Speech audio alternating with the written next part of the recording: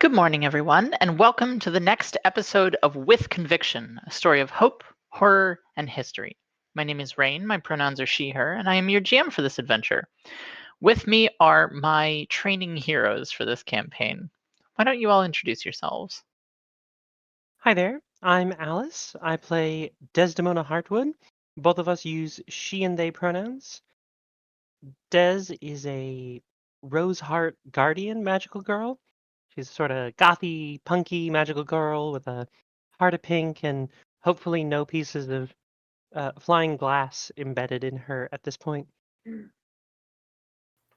Hi, I'm Skylin. My pronouns are they and them, and I play Chris Whitlock, whose pronouns are she or any. Chris is our very sportsy, magical not a girl, and our firebrand artillery, who has been trying very hard to drill the team and develop some new stuff. And I am Rob. My pronouns are he, him, and I play Eliza, whose pronouns are she, her. And Eliza is our stopping wet beast of a magical girl, and she is our stalwart soul warrior. Indeed. The last time we had left you, Eliza had spent some time making an evil sword.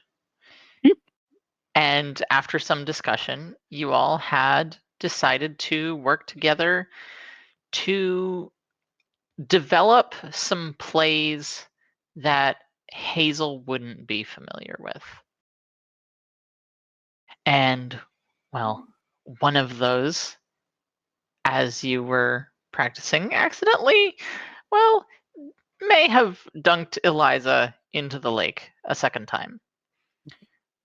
So, as the rest of the day whiles on, how does that go? How does that practice go? Why don't you each tell me a little bit of what you do? While they're all drilling, Chris is doing her best to help coordinate the drilling and offering suggestions and such, but still also listening to ideas from the rest of the team. But there's a moment where she is just getting used to the bat that's in her hands. And we see her throw shot after shot from the bat, and then it swaps to a javelin, and she throws that, and it comes back as a bat and throws it as a javelin again. And she does this a few times, and there's one shot that she takes that cracks like thunder so loud that she turns to look at the sky because she assumes that there's a sudden rainstorm happening.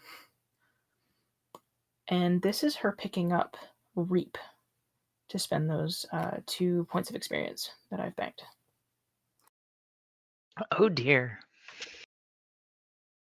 Would you like to share that now, or should we find out what that does when it's relevant? I can read that out now. All right. Find it. Oh, look, it's right there. Nice. Reap reads, "Your shots are thunder. As long as you have at least 3 darkness, once per scene you may double the damage dealt by Radius." Radius is a baseline level artillery ability that reads, "You place your shots with precision. You may use your movement to watch a zone. When you successfully fight a target in that zone, instead of dealing 1 stress, you may deal stress equal to your current darkness." Which means that with Reap alone, Chris could deal potentially 8 stress in a single shot, which is equivalent to her current stress cap, coincidentally. Yeah, that sounds about right. So she can just one-shot any player character. Yeah. But she's playing for the team, so she's not going to. Oh, good. I'll have to take notes. Ah! I'll point out that she could also stack Rhythm on top of that, which would make that 9 total stress potentially. So, Eliza or Des, what are you doing? Beyond drying yourself off, obviously. Mhm. Do you want to go first, or do you want me to go first? I'd like you to go first. I'm still thinking. Okie dokie. I think Des spends the most time just trying to get better at the glass control aspect of her powers. I think she spends a lot of time in between trying to train for the team move, throwing her shield and then recalling it with her powers. Like instead of having it vanish and then reappear, she's trying to pull on the glass of the shield and just recall it to her. Eliza has spent a lot of time just practicing this new two-sword fighting style she's developing. And it probably would have been smart of her to at least like pick up a book on one of the many two-sword kung fu styles that exist while she was at the library, but she didn't think of that at the time, so she's kind of just experimenting. And it's a process. There's a lot of working out. She occasionally like trips and falls over her own feet because she's getting too fancy with the footwork. But she has developed this thing where she is flying around on her jetpack and coming at a target from unexpected angles, using it to control that positioning and such. So she thinks she has something here. And I think she's also experimenting with the ice powers that she's picked up. And like seeing how much water she can freeze at a time with the lake, and also the frost freezing moisture out of the air. Because while Hazel did see her manifest the second sword, she's still going to be unprepared for the ice powers, so that's something she can work with. As you are doing this, to see how the time goes, why doesn't everyone roll me a check and add what skills do you think would be relevant? For this, I mean, for Chris, it would be place probably. Hmm. I could argue shield check. That If was I'm my thought as well. I mean, I suppose finding patterns is still the thing. You are finding your own patterns here, I suppose. Yeah. Okay. All right. Eliza rolls a 10 plus 2. Chris rolls 9 plus 2 is 11. that is 7 plus 1. That is an 8. It goes pretty darn well for all of you. I think after you work on your own independent drilling, you come back and do a couple more rounds of that, practicing those team attacks. And the glass is finicky. With that much glass, trying to stretch it and make it into the shape you want and make it stay in the shape you want, it's difficult. But eventually, I think you figure out how to hold it that way. And by the end of this, you are all quite tired. You spent the entire day either making an evil sword or working on this. But at the end of the day, you feel very comfortable with what you've practiced. You feel like if you had to do it in a moment of panic, you probably could. Chris looks at the group and says, "Y'all want to get pancakes for dinner? Oh, 100%. And we can talk through what Faith's role is going to be while we're at it." Yeah. We should figure that out. Oh, yeah. So, it's not too hard to... Okay, next question. Are these homemade pancakes, or are you getting them somewhere? I imagine we're going to the diner. That was my assumption. I'm not Same here. against making them. But All right. You all get a booth at the diner, probably the same corner booth that you've gotten a couple times before. Hmm. So as you get your food, how does that conversation go? What are you all discussing about your future plans and how faith fits in, and et cetera, et cetera? Well, Faith wants to help people, right? I think Chris fills the group in a little bit more about what Mr. Widowpeak had told her. She works really hard to get all of those details out for y'all. And she remembers, Faith, you wanted to, you had suggested something about being a lookout. Chris kind of looked at Des. And when you and me stood in the middle of those monsters, Hazel did come down to protect us. So there's something there, maybe? I don't think Hazel is gonna kill us. She's not like the writer who. Oh. What? No, she's not. When I was in her apartment, she was just telling me to get out. She's not going to come after us deliberately. Her monsters might, because it seems like she doesn't have perfect control over them. My thought was that, I don't know, I was trying to think through what Faith could do, I guess. Eliza, Des, you were in that fight. What happened? So, I was trying to separate Hazel and. She glances at Faith. I'm going to call her Blind Faith. The copy. Oh. Is that okay? Yeah. It's a little weird, but Uh-huh. yeah, I suppose it's a little bit punny. A little bit. Okay, but we know from when we fought the monsters that had taken parts of Hazel that if we can destroy it, it'll release all the rest of you and we will make you whole again. So that was what I was trying to do. And when I tried, Hazel was able to jump up on the balcony and intercept a sword strike in midair.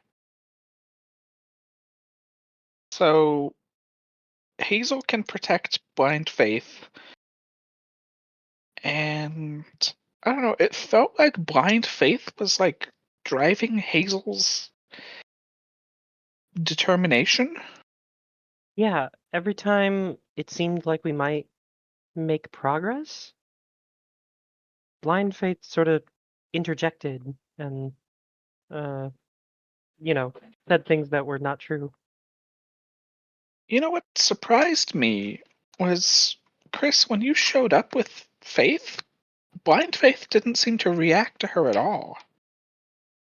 'Cause I was expecting that Blind Faith would have like tried to take the last fragment of you or something. I don't know. She seemed kind of intense when she was looking at me. Yeah? Chris puts out a hand for Faith as an offer of comfort. She takes it. And Chris squeezes. We got you. Thanks.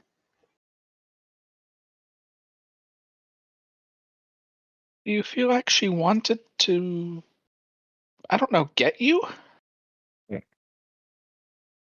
I don't know. Hmm. I just, it was a lot in the moment. Yeah. There were a lot of other things trying to that That hurt. Yeah. I know. But you sounded like you wanted to go in again and help. You're probably gonna get hurt if you do that.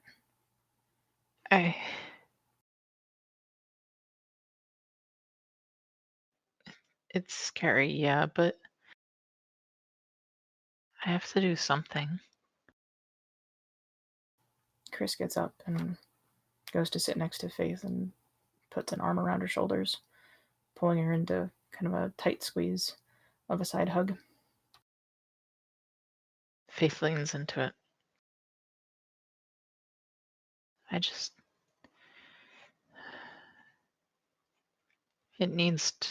This needs to stop. And if I can make that happen a little quicker, I have to. It'd be wrong if I didn't. Exactly how I feel. Yeah. Right. So, what's our game plan? Do you think we can separate them? Because, Hazel's the one we have to focus on, I think. Maybe. Well, Hazel is the one that can stop the monsters. But this copy of Faith seems to be doing a lot. So, is that blind Faith actually the stronger player? So, I've played a lot of Fire Emblem, and it feels like Blind Faith is maybe sort of a support hero type thing. And it's always easier to win if you take out the support enemies first. Okay, so we try that. But what if we have to deal with both of them at the same time? We could separate them by force. You said Hazel was able to move really quickly. Do you think we can really stop her from protecting who she thinks is blind Faith? I'm willing to guess that she can't move through solid objects, like, say, a nice thick wall of glass. I mean, we all are using magic. I'm not 100% certain that regular rules apply. True. But getting her alone, I think, is definitely the best option. I think if we could. Eliza drops her fork. Faith catches it before it Oh. lands on the ground. Thank you. Okay, I've got it. I saw Hazel at the library today. Hazel is leaving the gray. And when she does that, she's leaving blind Faith in there. That is a very good point. Which means we need to track when Hazel leaves so that we can get in there without her. Possibly we need a way to distract her and keep her busy. But we're going to have to figure out what times of day she's leaving if she's keeping to a schedule. You know what we're doing? We're going on a snake out. I saw that coming. Mm-hmm. Des also knew that was coming, and you could see an excited look on her face as Eliza wound up to the snake out. I'm confused. What snakes? Are Oh, we? Are we using snakes? Oh, you don't remember that? How are we using snakes? When we first started doing this, one of the dark monsters did have snake, and we did a snake out, and it was. Oh. Eliza looks down at her plate. You know, you were the first one to say that, Faith. Oh, Eliza reaches over and offers Faith a hand. Faith gives it a squeeze. We will make you whole again. Eliza, you're blushing.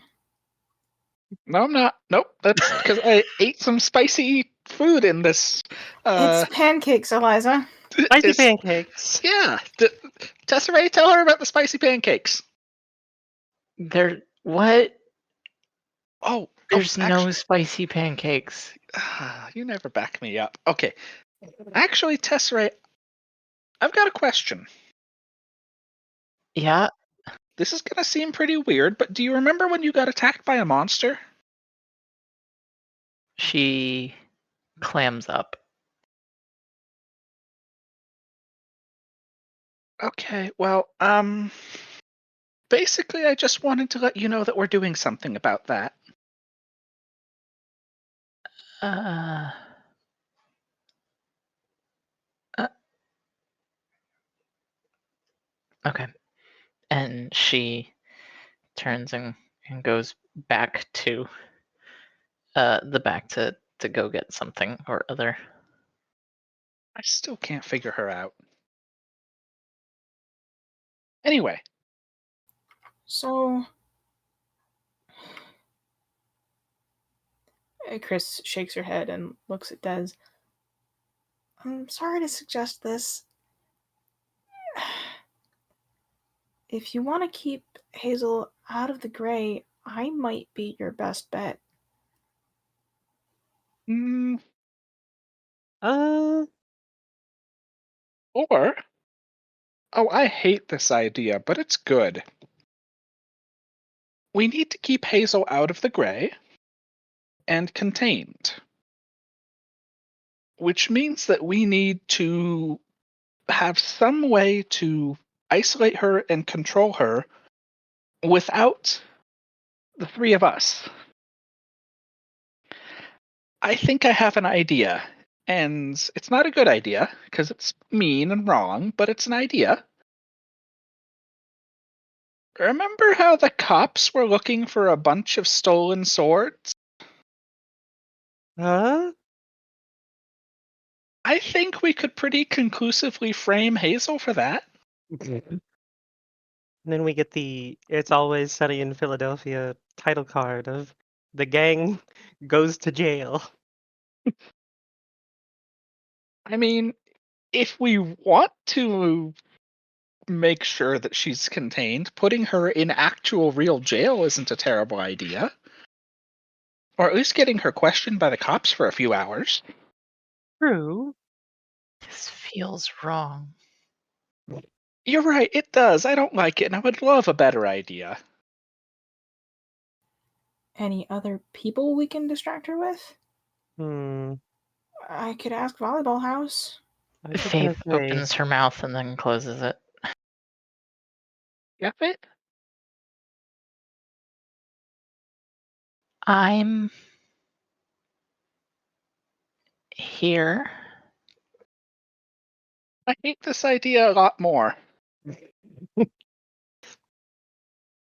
I think it's like we were saying, I don't think Hazel is evil, just a little dumb. She hurt a lot of people, Tez. All of Yeah, us included. that's what. Yeah. What I mean is, I don't. If we use faith as the bait, essentially, I don't think Hazel is gonna do any more damage. I mean, we won't. I'm not gonna try and fight her, right? Right. Yeah. And maybe I can talk her into trying to make amends. But if she does decide that she wants to bring you back and use you to fix blind faith, we won't be there to stop her. Oh, well, okay, but let's play this play out, right? Mm-hmm. So, best case scenario first. Best case scenario is that if we have Faith as the bait and Hazel hangs out for a few hours and talks, we take care of Blythe and Hazel sees Faith become normal again. She would know that we did stuff. Second best case scenario is that happens when Hazel is trying to fix Faith. She makes this motion of with her finger of like skipping steps. Worst case scenario, Hazel doesn't fall for it, and we just have to deal with both of them. Yeah.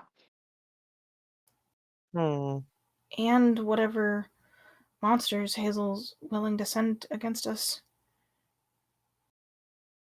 Des, I am trying really hard.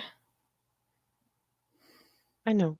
I don't see a perfect solution anywhere. The only reason I would push back on you being the distraction is simply that it would mean one less person there to help us take blind faith down. Mm-hmm.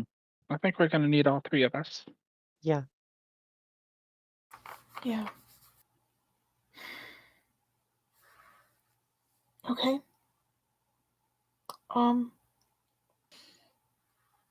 We need something that will distract Hazel for a little bit and that doesn't require us to be present.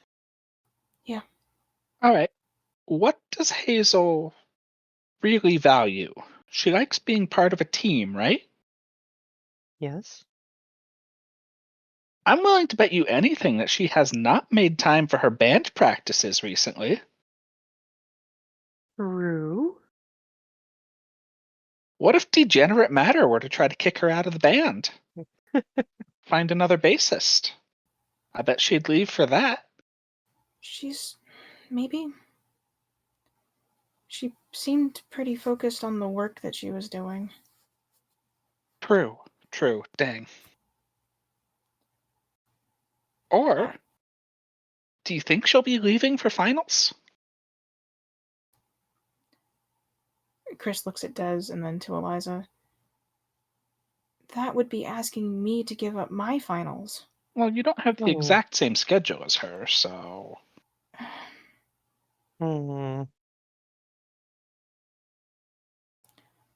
I would prefer to not fail this semester. No, I don't think you should have to Yeah. give up your finals. Mm-hmm. I hate it, but I think that Faith being the one to lure her out is the best plan we've got. Do we put Faith in volleyball house? Or the library? Or Somewhere with lots of people where Hazel isn't willing to break out her magic, at least. Yeah, volleyball house seems like a decent idea because then, I mean, she'd have to wreck the volleyball house to get it away with anything. Mm-hmm. they might be willing to have a study session at the library. Faith, are you even taking any classes right now? No. Oh. I'm. I might be, and I just don't know. But I was just thinking that the rest of the volleyball team could be at the library at the same time. is Faith, Oh, that's good. Yeah. so that they would run into each other. Plus, then there will be other people there for additional accountability. Mhm. Are these people I know? Not really, I don't think. Okay. Yeah. It's it's hard wondering who I know and who I don't. Yeah. All right. Yeah, unfortunately, the best person to help us with this is Widow Peakfucker. Because he knows the rules. And he bailed on us. I can try to get in touch with him. I have an idea, but I don't know if it's worth it. I don't know. You could try. Yeah, I'm not sure he'll help us. Chris puts out her hand to Faith again. She takes it. I know what you're going through. I'm so sorry. I hope your nightmares aren't as bad as mine. I don't know, but thank you. Can I posit that might be something better left unsaid? Which part? That you have nightmares? Or that they're bad enough to not wish on someone else? I'm not super convinced by that. Especially since you've mentioned them before. Faith smiles. I'll be okay. It's more of an awake thing than a sleeping thing, at least, I guess. Chris squeezes her hand again.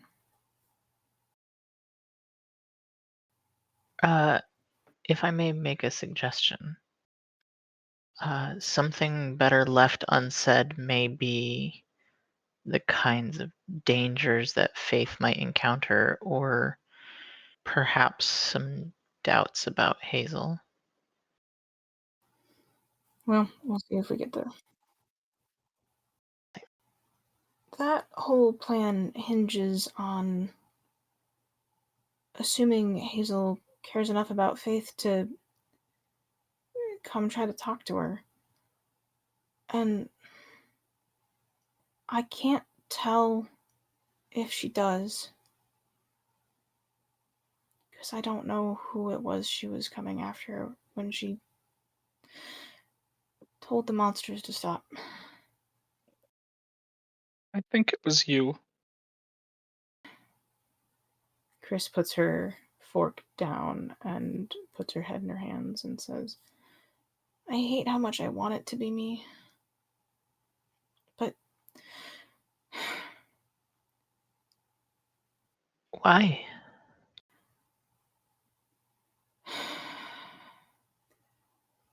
because my ace behind went and fell in love.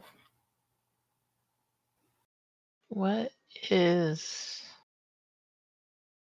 Faith looks between Chris and then the other two. Are you asking what Ace is? Is that it? Yeah, but I feel like that's a discussion for another time all of a sudden. She looks over at Chris. Honestly, if you saw them in a room together, you'd know. Rain, I have been doing my best at shift triggers there. I'm going to need your help identifying one if it comes up, if you feel convinced by those, because I could argue any of those past sentences. That one, the fell in love. I think I'll take that. Chris looks at Des. I am doing everything I can to listen to you. I just can't get her out of my head, Des. I'm not asking you to stop thinking about her. I'm not asking you to stop loving her. Not really something any of us can do, you know? But like I said, long as you're choosing us over her. There's a flash of pain on Chris's face. Des can tell that the pain is simply not wanting to have to make that choice, rather than the result of the choice. Yeah, I get you. The goal is, of course, to not force you to make that choice. But Well, do we think that asking Hazel to talk to Faith is good enough? why don't we have Faith text Hazel now so that we know what the response will be? We'll know if this is working. Okay. What what should I say? Honestly, I'd just say that you want to talk tomorrow. You leave it vague. Yeah, The more details, the harder the story is to keep straight. If she asks, you can. Well, then we'll have an answer, and we can figure out the details later. This this feels weird. You don't like lying, right?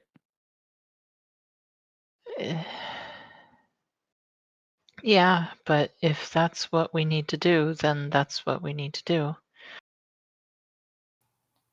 I'm the one who found Faith. Do I need to send this text? Faith pulls out her phone. it needs to come from Faith's phone, at least. Beyond that, Yeah. if someone else wants to type it, No, I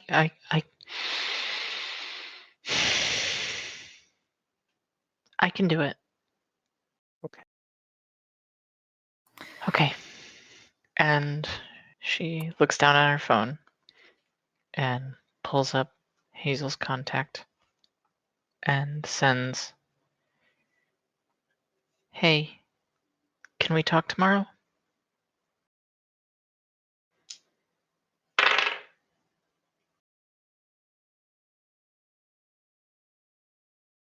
It's not until you're done eating that a response comes back. As you're waiting for the bill, her phone pings, and Hazel responds, "What about?" I think the easy answer is to say that other me that you have. Because, like, if I saw that, I'd want to talk about it. Yeah, I think something along those lines would be good. Uh, something close to, I don't know, like I'd like to talk about uh what you did to me.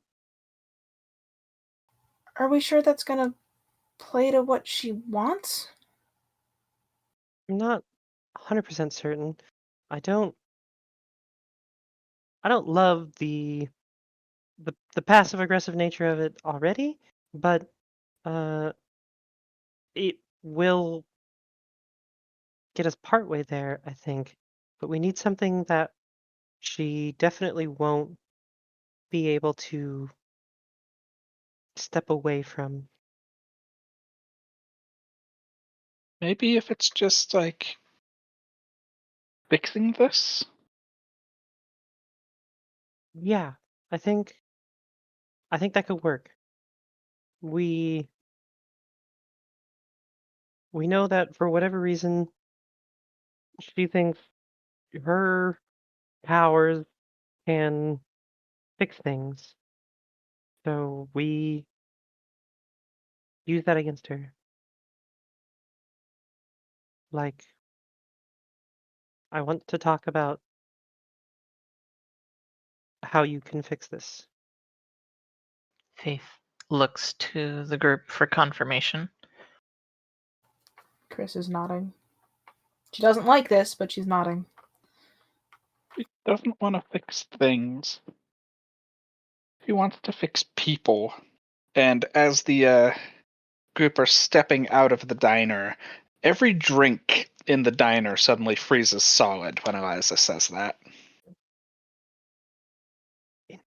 And Faith sends that message. And I think that might be a good place for us to wrap up this episode. Your trap is set. Your plans are in place. Next time we'll see how they turn out. Thank you, everyone, so much for listening. Thank you to my players. And I look forward to seeing you all next time. Have a good night.